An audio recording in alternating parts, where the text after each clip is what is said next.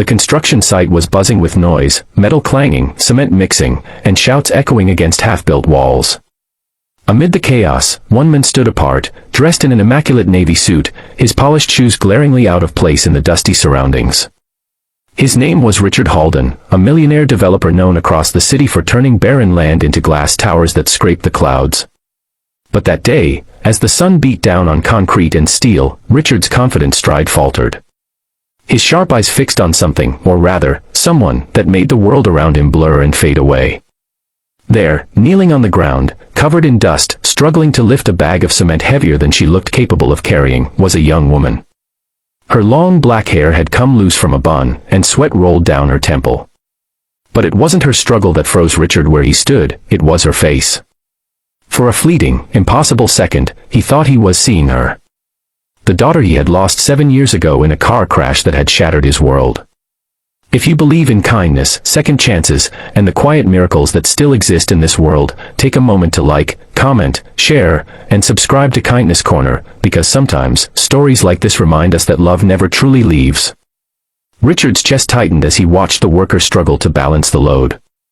Every movement, every glance, it mirrored his daughter, Ilara. The same determined expression, the same small scar near her eyebrow. He blinked hard, trying to steady his breath. It couldn't be her. He had buried that part of his heart years ago, under layers of work and wealth. Yet something deep within him whispered otherwise. As the foreman barked orders, the young woman, her name tag read Mira, pushed herself up with trembling arms.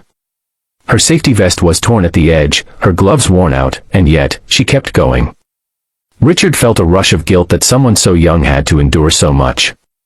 His own daughter had grown up in comfort, shielded from hardship, her laughter echoing through marble halls.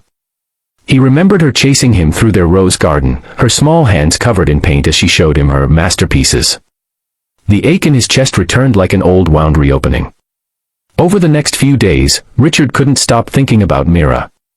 He found himself visiting the construction site more often, under the pretext of inspecting progress. He watched her work tirelessly, carrying bricks, mixing concrete, helping others with quiet determination. There was something about her that drew him in, not just the resemblance, but the strength in her silence. She never complained, never rested longer than she should, and whenever someone dropped their tools or spilled materials, she was the first to help, smiling softly as if life hadn't been cruel to her. One afternoon, a sudden storm rolled over the city. Most workers ran for cover, but Mira stayed behind, trying to protect the supplies from getting ruined. Richard, watching from his car, felt an unfamiliar panic. He rushed toward her through the rain, his shoes sinking into the muddy ground. When he reached her, she was already soaked, her hair plastered against her face, struggling to drag a tarp over the equipment. Without thinking, he grabbed one end and helped her secure it. When their eyes met, the world seemed to pause again. He saw it clearly this time, the same ocean blue eyes his daughter once had, the same spark of quiet courage. Richard felt tears mix with the rain as memories flooded in. After the storm passed, he followed her to the small shelter where the workers rested. He saw her pull out a crumpled photo from her pocket, stare at it, and tuck it back gently into her bag. Curiosity consumed him. That night, he couldn't sleep. He ordered his assistant to find out everything about Mira.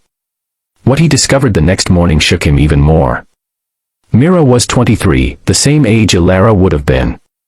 She had grown up in a foster home after being found wandering near a crashed car in the mountains when she was 16. She had no memory of her past, no known relatives, no records before that accident. Richard's hands trembled as he read those words. Could it be? Could fate really be this cruel or this kind? The next day, he called her into his office at the site.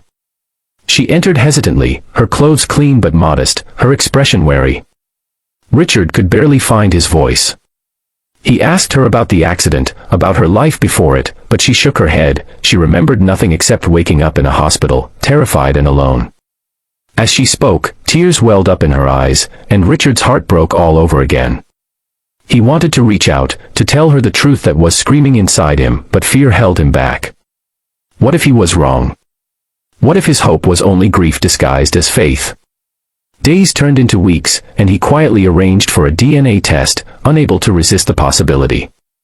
The results came on a gray morning that felt heavy with anticipation. His hands trembled as he opened the envelope. His heart skipped a beat when he saw the words, 99.9% match. Mira was his daughter. His Ilara. Alive. Richard broke down for the first time in years. All the walls he had built around his heart crumbled. He rushed to the site, searching for her. When he finally found Mira, she was carrying a tray of tea for the workers. Seeing his tears, she panicked, thinking she had done something wrong. But then, he whispered the truth, his voice shaking. He told her who she was, showed her the proof, the photos, the memories. Mira froze, disbelief flooding her face. And then, as the realization sank in, tears streamed down her cheeks. She fell into his arms, sobbing uncontrollably, and for the first time in years, Richard held his daughter, the one he thought he had lost forever. The reunion was quiet yet powerful. The workers nearby watched in silence, unaware of the full story but sensing something sacred had happened. Mira couldn't remember her past, but she could feel the love in her father's embrace, a love she had been searching for her entire life. Over time, she moved into his home, and together they began to rebuild not just their memories, but their bond. Richard sold off one of his biggest projects soon after, using the money to establish a foundation for orphan children. He named it the Ilara Hope Fund, not just to honor the daughter he lost, but the miracle he found again. Mira, now at his side, helped run it, ensuring that no child would ever have to grow up feeling unwanted or forgotten. If this story touched your heart, please don't forget to like, share, and subscribe to Kindness Corner, where stories of hope, love, and second chances remind us that miracles are still possible. Before you go, tell us in the comments *** what would you do if someone you lost suddenly walked back into your life?